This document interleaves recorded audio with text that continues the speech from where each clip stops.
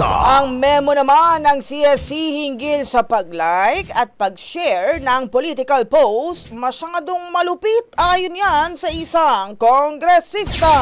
Brigada Haji Caaminio, ibrigada mo. Brigada Live Report.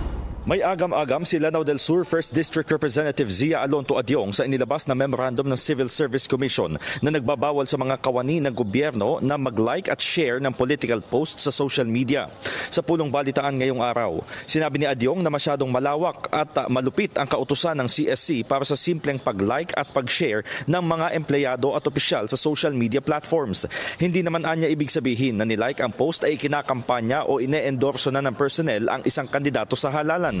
Paliwanag ng kongresista, maaaring nagustuhan lang ang messaging ng partikular na post sa social media, kaya sana ikonsidera mo rin ng CSC ang bagong polisiya.